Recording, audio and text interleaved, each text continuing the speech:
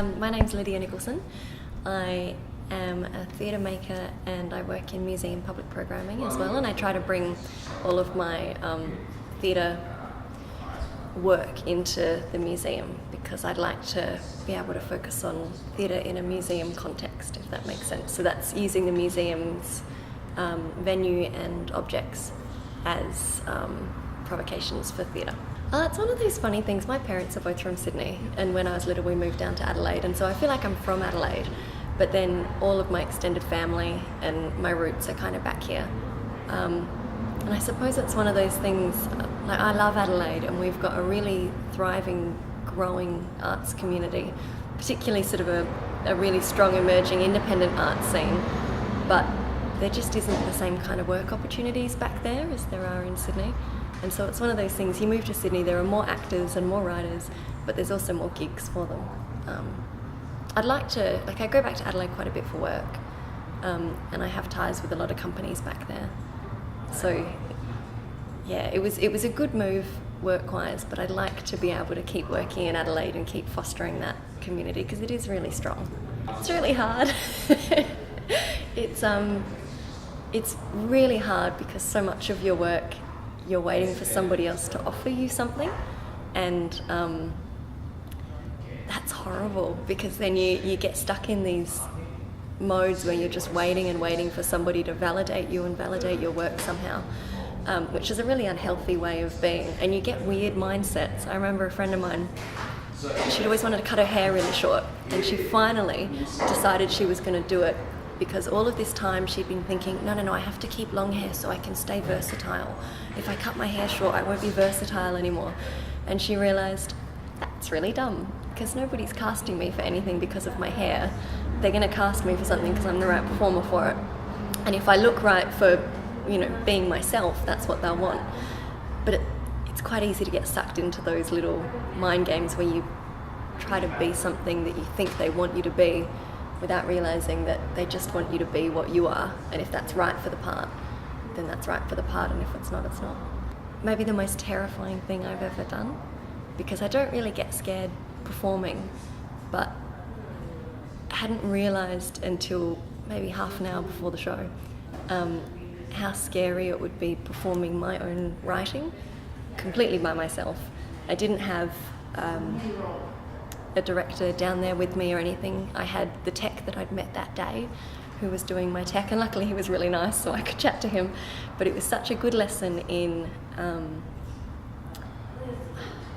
I guess looking after myself, or finding, I don't know what it is, finding that kind of strength in yourself to carry through with something that is insanely scary, and then coming out the other side of that and being able to look back at it and think like, oh cool, I did that. And I did, I had all these people helping me, but for that really scary bit in the middle, I just did that all by myself, and I'm really proud of that. So it's a project that I've been talking about for ages with a really good friend of mine back in Adelaide, where we're really interested in women on the home front in Australia. And we've been talking about it for years and years, and then we kept saying, we need to do this year, we need to make this show. And then we realised that next year's 2014, and it's the centenary of the First World War, and so when better time to actually get our act together and do this show than do it next year. And so we've decided to focus just on World War I, because in our research we're kind of realising that people don't talk about women in World War I at all. Like all of the things that you think of with the home front, the rationing, the Women's Land Army, munitions factories, that's all World War II for Australia. People don't really have much of a concept at all of what women did during World War I, how they contributed, how they weren't able to contribute in a lot of ways. And I think we feel quite uncomfortable as a nation in talking about the restrictions and the obstacles that women faced at that time that actually prevented them from being more active in the war effort. And so we're doing a lot of research at the moment, and we've got a season locked in next year. It's for high school audiences and focusing specifically on women and trying to get young people to think about how we talk about history and how we need to make sure that we value women's experiences as much as we value men's. That's a good question because it's hard. Like we want to, in order for teachers to book it, we want it to link up with different parts of the national curriculum and be educational.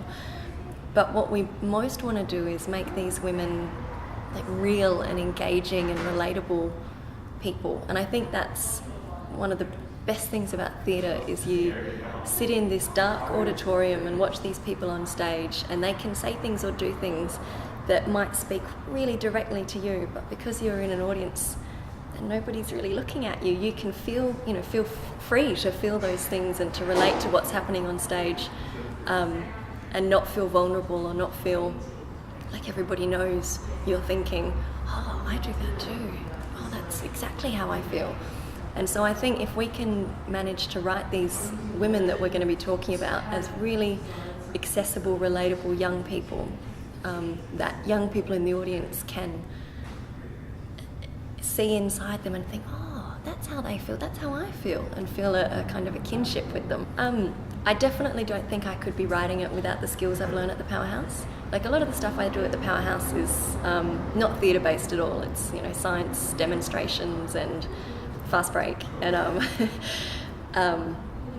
workshops, lots of craft activities and things, but it's all of those linking creative content to educational content. So we try and make all of our activities really fun and exciting, but have a foundation in educational content.